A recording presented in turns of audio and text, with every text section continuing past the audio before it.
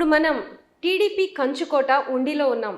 ఎలాగైనా సరే ఈ ఉండిని కైవసం చేసుకోవటానికి వైసీపీ ప్రయత్నిస్తుంది. ఇక్కడి నుంచి వైసీపీ అభ్యర్థిగా పివిఎల్ నరసింహరాజు గారు పోటీ చేస్తున్నారు. గతంలో ఈయన 2019 ఎన్నికల్లో కూడా ఇక్కడి నుంచి పోటీ చేశారు. బట్ చాలా తక్కువ మెజారిటీతోనే, అంటే సుమారు 11,000 ఓట్లతో ఆయన పరాజయం పొందారు. బట్ ఈ 5 సంవత్సరాల నుంచి ఇక్కడ టీడీపీ ఎమ్మెల్యే ఉన్నప్పటికీ వైసీపీ నుంచి ఎమ్మెల్యే అభ్యర్థిగా జగన్మోహన్ రెడ్డి నియోజకవర్గంలో ఈయన గెలవకపోయినా కూడా ఎమ్మెల్యేగా ఇక్కడ పనిచేసుకుంటూ వచ్చారు. ఇప్పుడు ఈసారి ఆయన్ని ఇక్కడ అంటే ఎలా ఉండబోతుంది, ఏదైతే వైసీపీకి పంటి కింద నలుసులాగా మారిన రఘురామకృష్ణంరాజు కూడా ఈరోజు ఉండి నుంచే ఆయన కంటెస్ట్ చేయబోతున్నారు. అంటే ఇక్కడ ఇంకొక రెబల్ క్యాండిడేట్ కూడా ఉన్నారు. సో వీళ్ళందరి మధ్య ఇక్కడ మనం గమనిస్తే టీడీపీ నుంచి కావచ్చు, లేకపోతే వైసీపీ నుంచి కావచ్చు, అలానే రెబల్ క్యాండిడేట్ కావచ్చు, ఎవరైనా సరే అందరూ క్షత్రియ సామాజిక వర్గానికి చెందిన వాళ్ళే ఉన్నారు. సో ఒకసారి మనం నరసింహరాజు గారితో మాట్లాడదాము. నమస్తే అండి. సార్, ఎలా ఉంది మీ నియోజకవర్గంలో? అంటే సమీకరణలన్నీ మారిపోయినట్టు కనిపిస్తున్నాయి ఈ రోజు నుంచి. సమీకరణలన్నీ మారినాయి, అన్నీ కూడా వైఎస్ఆర్ కాంగ్రెస్ పార్టీకి అనుకూలంగానే మారుతున్నాయి. మామూలుగానే ప్రజలందరూ కూడా మరి జగన్మోహన్ రెడ్డి గారి 5 సంవత్సరాల పరిపాలన చూసి ఆయన ఇచ్చిన పథకాలతోటి ఆర్థికంగా పిల్లలను చదివించుకుంటూ అది అనారోగ్యాలకు వచ్చినా సరే ఇవాళ ఆరోగ్యశ్రీలో వైద్యాలు చేయించుకుంటూ ప్రజలందరూ సుఖంగా ఉన్నారు.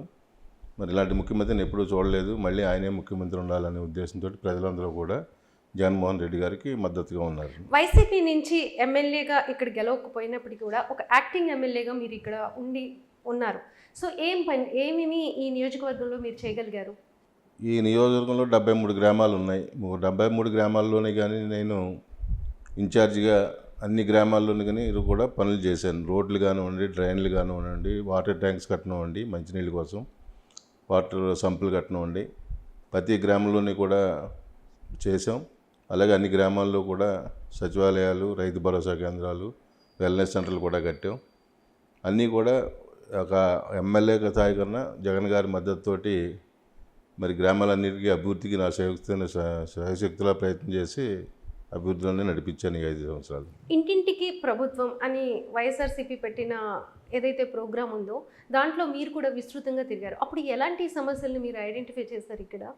అదే ఎక్కడైతే డ్రైనేజ్ సమస్యలు ఒకటి ఉన్నాయి, డ్రింకింగ్ వాటర్ సమస్య కూడా ఉంది.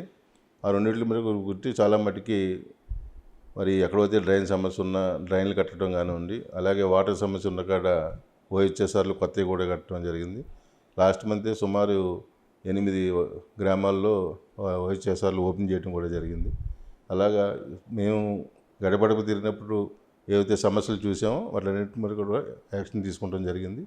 అంచేతే ప్రజలు ఇలా వైఎస్ఆర్ కాంగ్రెస్ పార్టీ వస్తే నరసింహరాజు వచ్చిన ఒక మాట ఇచ్చాడంటే మాట పనిచేస్తాడనే నమ్మకం ఇలా ప్రజల్లో ఉంది. కాబట్టి నేను 215 రోజులు గడపడప చేశాను. ఎక్కడికి వెళ్ళినా సరే వార్తలు బట్టి స్వాగతించారు, కానీ ఎక్కడా కూడా నెగిటివ్గా మాట్లాడటం కానీ లేకపోతే ఇంకొకరి ప్రభుత్వం మీద కామెంట్ చేయటం కానీ లేకుండా ఎంతో ఉత్సాహంగా చేసిన వాళ్ళని 215 రోజులు సుమారు నేను. అయినా కూడా ఇంకా పరిష్కారం కాకుండా మంచినీటి సమస్య కావచ్చు, లేకపోతే లో వోల్టేజ్ ఇష్యూ కావచ్చు, అలానే ఒక ప్రాజెక్ట్ అంటే ఎంతమంది ఎమ్మెల్యేస్ వస్తున్నారు వెళ్తున్నారు కానీ సో ఆ ప్రాజెక్ట్ ఒకటి పరిష్కారం కావట్లేదు. అది ఎందుకని, మీరు ఎలా చేయబోతున్నారు ఫ్యూచర్లో దాని గురించి? కరెంట్ సమస్య అనేది లేదండి. ఈ మధ్యనే మేము సుమారు 4 సబ్స్టేషన్లు ప్రారంభించుకోవడం జరిగింది, కొత్త సబ్స్టేషన్స్. ఇంకా కూడా 2 గంటలకి ప్రపోజల్స్ ఉన్నాయి.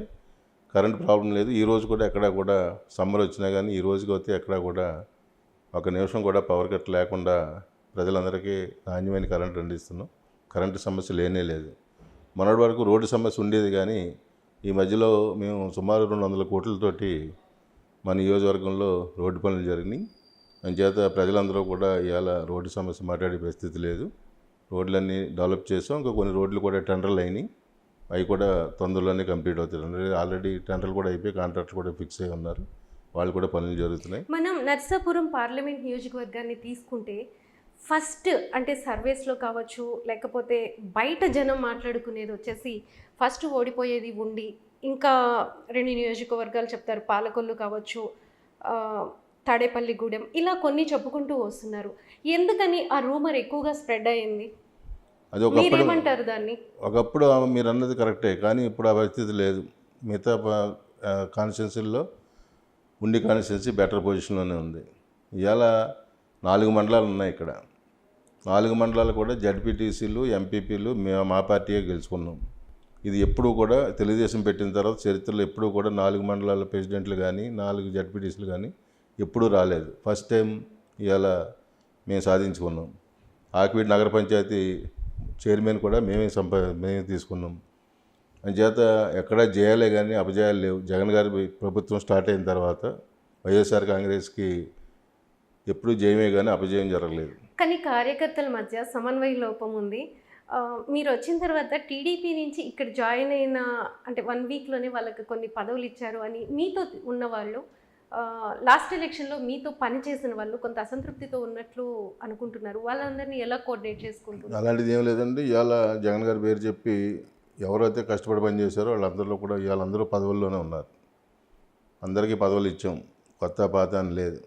ఎంచేతంటే ఒకసారి మనం ఓడిపోయిన తర్వాత మనం బలం పెంచుకోవాలంటే కొత్త వారిని చేర్చుకుంటేనే మన బలం పెరుగుతుంది. అలా చేర్చుకున్నాం వల్లనే మనం ఇవాళ 4 మండల ప్రెసిడెంట్లు, 4 జడ్పీటీసీలు గెలవగలిగాం.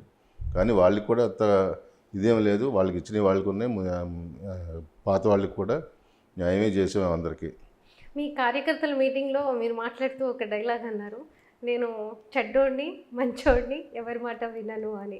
అంటే రేపు వస్తున్న అంటే ఎవరైతే టీడీపీ స్ట్రాంగ్ క్యాండిడేట్ ఉన్నారో రామరాజు కానీ రఘురామకృష్ణరాజు గారు అని ఈ మీరు నరసింహరాజు ఎంత చెడ్డోడిగా ఉండబోతున్నారు? చెడ్డోడిగా అంటే నేనేమి చెడ్డ పనులు చేయను, నేను ఎవరికి హాని చేయను. నా తోచినంత 10 మందికి సాయం చేయడానికి ప్రయత్నం చేస్తాను. చెడ్డోడంటే ఇలాగే ఏదో లేనిది పెట్టి ఇది చూస్తే మాటికి డైరెక్ట్గానే ఎవరినైనా ఎదుర్కొంటాను. నన్ను కామెంట్ చేస్తే అవతల తప్పనిసరిగా కామెంట్ చేస్తాను, లేకపోతే నేను ఎవరి గురించి నేను మాట్లాడినాను. అంటే ఇక్కడ చాలా స్ట్రాంగ్ క్యాండిడేట్ ఏదైతే వైసీపీని ధిక్కరించి సో అక్కడ ఇక్కడ సీట్ల కోసం ప్రయత్నించి చివరికి మీ నియోజకవర్గంలోకి వచ్చారు. ఆయనేమో మాటకారే, మీరేమో వెరీ రిజర్వ్డ్, అంటే చాలా తక్కువగా మాట్లాడతారు, తక్కువ నవ్వుతారు, తక్కువ కలుపుకుంటారు. సో ఎలా కుదురుతుంది మీ ఇద్దరి మధ్య కోఆర్డినేషన్?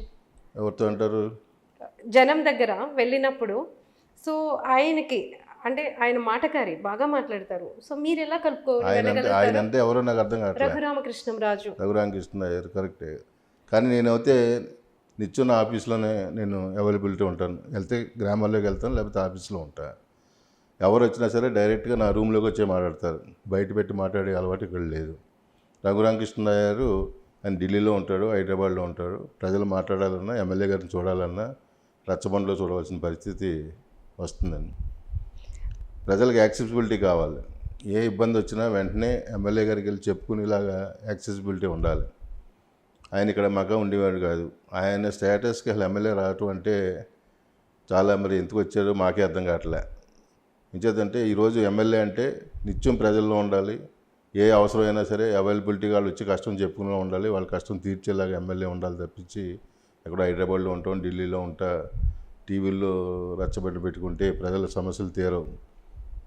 అంచేత ఆయన దారి అయింది. నేను ఎక్కువ మాటలు చెప్పను, పని చేస్తాను కాబట్టి నేను ఎక్కువ చెప్పుకోవాల్సిన యాక్చువల్గా ఆయన అంటే మనం మొత్తం కూడా గమనిస్తే సినారియో అంతా జగన్ గారిని ఢీ కొట్టాలనుకుని వచ్చి ఆయన సామాజిక వర్గమైన క్షత్రియ కమ్యూనిటీనే ఉండిలో ఢీ కొట్టారంటారా? క్షత్రియ సామాజిక వర్గాన్ని కాదు, ఆయనకి వెళ్ళాలన్నా పోటీ చేయాలంటే ఉండి తప్పించి వేరే చోట ప్రజలంతా యాక్సెప్ట్ చేయరు. ఇక్కడ ఉన్న క్షత్రియ కమ్యూనిటీ కానివ్వండి, లేకపోతే బంధుత్వం కానివ్వండి, 10 మంది ఉండాలంటే ఇక్కడికి రావాల్సింది ఎవరైనా. శివరామరాజు గారు కానీ, రామరాజు గారు కానీ, శివరామకృష్ణరాజు గారు కానీ, ఈ ముగ్గురు ఇప్పుడు అంటే ఇందులో శివరామరాజు గారు ఇండిపెండెంట్గా వేస్తున్నారు. సో వీళ్ళ ఈక్వేషన్ అంటే వాళ్ళ ముగ్గురు కలిసి ఉండడం కానీ, ఈ ఏదైతే ఆయన ఇండిపెండెంట్గా పోటీ చేయడం మీకు ఏదైనా కలిసి వస్తుందన్న భావం మీకుందా? ఇండిపెండెంట్గా ఉంటే డెఫినెట్గా నాకు కలిసి వచ్చే అవకాశం ఉందండి. ఇంచేతంటే వైఎస్ఆర్ కాంగ్రెస్ పార్టీని శివరామరాజు ఏమి ఒక్కటి కూడా పట్టి తీసుకెళ్ళలేడు. ఆయన తీసుకెళ్తే తెలుగుదేశంలో ఉన్నాడు కాబట్టి ఆయనకున్న పరిచయాలు ఇదివరకు ఆయన క్యాడర్ని బట్టి తెలుగుదేశం క్యాడర్ని చేర్చగలడు. కానీ వైఎస్ఆర్ కాంగ్రెస్ని ఆయన చేసేది ఏం లేదు. మా ఓటింగ్ మాకుంది. వాళ్ళు ఇదిగా వచ్చినా కలిసి వచ్చినా మా యుద్ధం మాది, మేమే విజయం సాధిస్తాం. ఇక్కడ అంటే కొన్ని ఇక్కడ కూడా మనం గమనించుకుంటే బీసీ ఓటింగ్ కూడా చాలా ఉంది. సో బీసీ ఓటింగ్ ఇక్కడ ప్రధానంగా ఉండబోతుంది. ఇటు వీళ్ళు జనసేన, బీజేపీ అండ్ టీడీపీ ముగ్గురు కలిసి కూటమిగా పోటీ చేస్తున్నారు. ఆ ఇంపాక్ట్ మీ నియోజకవర్గం మీద, రేపు మీ పోటీ మీద ఎంతవరకు ఉండొచ్చు అనుకుంటున్నారు మీరు? దాన్ని ఎలా ఎదుర్కోవడానికి మీ ప్లానింగ్స్ ఏంటి? ఇప్పుడు ఉండి నియోజకవర్గంలో బీసీల ప్రభావం చాలా ఎక్కువ ఉంటుందండి. ఇదివరకు బీసీలు అందరూ కూడా తెలుగుదేశానికి అండగా ఉండేవారు, కానీ ఇప్పుడు ఆ పరిస్థితి లేదు. జగన్మోహన్ రెడ్డి గారు వచ్చిన తర్వాత బీసీలకి అధిక ప్రాధాన్యత ఇచ్చారు. మరి ఏదైతే ఇక్కడ మేజర్ బీసీ కమ్యూనిటీ సెటిబుల్గా ఉందో అలాంటి నాయకులకి అందరికీ కూడా జిల్లాలో ఎమ్మెల్సీకి ఒకటి ఇచ్చారు, మరి మినిస్టర్ ఒకటి ఇచ్చారు. కారుమూరి నాగేశ్వరరావు తల్లిది కూడా మా కాన్స్టిట్యున్సీ, ఆయనకి మినిస్టర్ ఇచ్చారు, వాళ్ళ అబ్బాయికి ఎంపీ టికెట్ ఇచ్చారు. ఇక్కడ గూడూరు ఉమాబాల సెట్టిబల్జా అమ్మాయి ఒక నరసాపురంలో పుట్టిన తర్వాత ఈ రోజు వరకు ఎప్పుడూ కూడా మహిళకి ఎవరు టికెట్ ఇవ్వలేదు. అది బీసీ మహిళ. ఆవిడేం ధనవంతురాలు కాదు, విద్యావంతురాలు, గోల్డ్ మెడలిస్టు. ఇవన్నీ చూసి మరి జగన్మోహన్ రెడ్డి గారు ఆవిడకి ఎంపీ టికెట్ ఇవ్వడం జరిగింది. మరి ఇవాళ బీసీలు అందరూ కూడా గమనిస్తున్నారు. ఇక్కడ ఈ ప్రాంతానికి చెందిన వెంకటస్వామి గారికి డీసీఎంఎస్ చైర్మన్ కానీ, మా నియోజకవర్గం తీసుకుంటే మరి మాకు 3 జడ్పీటీసీలు బీసీలకు ఇచ్చాం. ఒక ఉండి మార్కెట్ యార్డ్ చైర్మన్ కూడా ఓసీకి ఇచ్చినా సరే సెట్టిబల్జా కమ్యూనిటీ బీసీకి ఇచ్చాం, ఓసీలు కూడా కాదని. అంచేత బీసీలు కూడా ఇవాళ ఆలోచిస్తున్నారు, ఏ ప్రభుత్వంలో మనకు గౌరవం ఉంది, ఎవరు మనల్ని గుర్తించారు అన్నది ఆలోచించారు. ఉమాబాల్ గారు కూడా ఈ పోటీల్లో ఉన్నారు కాబట్టి వాళ్ళు బీసీలు కూడా చాలా మార్పు. ఉమాబాల్ గారు కూడా వచ్చినప్పుడు చాలా కొద్దిగా నిరసన కూడా, అంటే కొంతమందిలో ఈవిడ కొత్త, అంటే చాలా మందికి తెలియదు, ఇలాంటి విమర్శలు వచ్చినాయి. ఇప్పుడు మీకు ఎంపీ ప్రచారం మీకు ఎంతవరకు ఉపయోగపడుతుంది? డెఫినెట్గా ఉపయోగపడుతుందండి. ఆవిడ బీసీ మహిళ, బాగా మాట్లాడుతుంది, 10 మందిని ఆకట్టుకునే మహిళ. ఆవిడ గర్వంగా ఉండే మనిషి కాదు, ప్రజల్లో కలిసిపోయే మనిషి కాబట్టి మేము ప్రచారానికి వెళ్ళినప్పుడు ప్రజలు మమ్మల్ని బాగా ఆదరిస్తున్నారు. ఆవిడ వల్ల కూడా మాకు బాగా అడ్వాంటేజ్ ఉందండి. మీరు సౌమ్యుడు, ఎవరిని అంటే అంత తొందరగా ఎవరిని ఏమి ఒక మాట అనరు, కానీ లోకేష్ వచ్చి మీ మీద విమర్శలు చేశారు ఇక్కడ లాస్ట్ 2 yearsలో. సో దాన్ని ఎలా తీసుకుంటారు? ఎందుకు మీ జోలికి వచ్చారు ఆయన? పార్టీ పరంగా ఏదో మాట్లాడాలి కాబట్టి మాట్లాడుతామే, కానీ నన్ను కామెంట్ చేసి ధైర్యం కానీ కూడా ఏం లేదు. ఏం చేద్దాం, నేను ఎవరి దగ్గర రూపాయి పుచ్చుకోను. నేను నా డబ్బులతోటి నేను రాజకీయం చేస్తాను. నేను కూడా 10 మంది జనాల్ని అది చేస్తాను ఇది చేస్తానని అబద్ధం చెప్పను. అవుతుందంటే అవి తీరుతుంది, లేదంటే నా వల్ల కాదు, ఈ పని అవుతుందని చెప్తాను. కాబట్టి జనం కూడా అర్థం చేసుకున్నారు. ఆయన ముక్కుసూటిగా ఉంటాడు, అబద్ధం చెప్పడు, అవుతుందంటే అవుతుంది, అవదంటే అవ్వదు. అలాగే ప్రజలు కూడా ఎప్పుడూ అందుబాటులో ఉంటాడని చెప్పి ప్రజల్లో ఉండాలి, కానీ ఎవరో వచ్చి ఒకళ్ళు మోగితే నాదేం పోదు. జనాలు కూడా అర్థం చేసుకుంటారు. నేను 5 ఏళ్ల నుంచి నిత్యం ప్రజల్లోనే ఉంటున్నా. ఎక్కడ ఏ చిన్న ఇబ్బంది వచ్చినా వెళ్తాను, ఏ ఫంక్షన్ వచ్చినా వెళ్తాను, ప్రజల్లో ఉన్నాను. ప్రతి గ్రామంలోనే అభివృద్ధి చేశాను. ఇంకా నేను ఎవరి దగ్గర రూపాయి తీసుకోలేదు. ఎవడో వచ్చి నేను రూపాయి ఇచ్చానని చెప్పే అవకాశం కూడా ఎవరికి లేదు. ఇప్పుడు ప్రజారాజ్యంలో మీ రాజకీయ ప్రస్థానం స్టార్ట్ అయింది. ఇప్పుడు ఇక్కడ జనసేన పవన్ కళ్యాణ్ చిరంజీవి గారి బ్రదరే ఇక్కడ ఉన్నారు. సో ఇక్కడ ఉన్న కాపు కమ్యూనిటీ ఓట్లు కానీ, బీసీ ఓట్లు కానీ అటు ఎంతవరకు డైవర్ట్ అవుతాయి? మీకు పవన్ కళ్యాణ్ ఎంట్రీ ఏమైనా మైనసా ప్లస్ ఎలా? మైనస్ అంటే కాపు కమ్యూనిటీలో కొంత ప్రభావం ఉంటుందండి, కానీ ఇదివరకు ఉన్నంత ప్రభావం ఇప్పుడు లేదు. కాపులు కూడా పెద్దలందరూ కూడా ఆలోచిస్తున్నారు, ఏది పవన్ కళ్యాణ్ వస్తాడు మన కమ్యూనిటీని పైకి తీసుకొస్తాడంటే ఆయన 5 సీట్లకి 10 సీట్లకి నుంచోమంటే నుంచుని, కూర్చుని స్థితిలో చంద్రబాబు దగ్గర ఉన్నాడంటే ఇది మనల్ని ఉద్ధరించడానికి కాదు, ఇదేదో ప్యాకేజీ లాగా ఉందని చెప్పి వాళ్ళలో కూడా ఆ హుషారు, ఆ స్పీడ్ ఇప్పుడు తగ్గిందండి. ఏదో 10 మంది సినిమా పిచ్చిలోనో కుర్రోళ్ళు కొంచెం స్పీడ్ అవుతే అవ్వచ్చు, కానీ పెద్దలందరూ కూడా ఇక్కడ మాకు అంత బయటపడి ఇదివరకటి మళ్ళీ బయటపడి తిరిగే పరిస్థితి అయితే లేదు. అందరూ ఆలోచిస్తున్నారు. మన పార్టీ లేదు ఇక్కడ జనసేన లేదు. ఇక్కడ ఇద్దరు పోటీ చేస్తే రాజులే, మన కమ్యూనిటీ వాడు ఎవడో పోటీ చేయట్లేదు. అలాంటప్పుడు మనకి ఎవరు బాగా పనిచేస్తారనుకుంటే వాళ్ళే ఓట్లు వేయాలనే ఉద్దేశంలో ఇవాళ కాపులు అందరూ కూడా ఆలోచిస్తున్నారు. అంటే లాస్ట్ చూసుకుంటే మనం 2014 and 19 టీడీపీనే ఇక్కడ విన్ అయింది. సో 14లో అధికారంలో ఉన్నారు, 19లో లేరు. 19 మీ ప్రభుత్వం ఉంది. సో ఇక్కడ అభివృద్ధి అనేది అంటే వాళ్ళు తెలుగుదేశం పార్టీ వాళ్ళు లేకపోవడం వలన, వాళ్ళు ఎమ్మెల్యేగా ఉండడం వలన మీ నియోజకవర్గం ఏమైనా వెనకబడిందా? ఎలా జరిగినాయి వర్క్స్ ఇవన్నీ? వెనకబడితే నేను చెప్తాను కదండి, 200 కోట్ల వరకు రోడ్లే శాంక్షన్ చేయించాం. మధ్యన అన్ని గ్రామాల్లోని రోడ్లు వేసాం, డ్రైన్లు కట్టాం. మరి తాగునీటి కూడా వాటర్ సిస్టమ్ కూడా మెరుగుపరిచాం.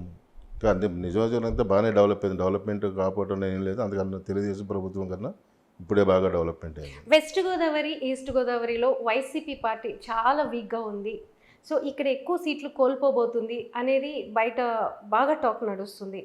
సో దీని మీద కూడా ఎక్కువ కాన్సన్ట్రేషన్ కూడా చేశారు. మీరేమంటారు? ఇది అది మీ నియోజకవర్గంలో ఎంతవరకు అన్వయించబడుతుంది?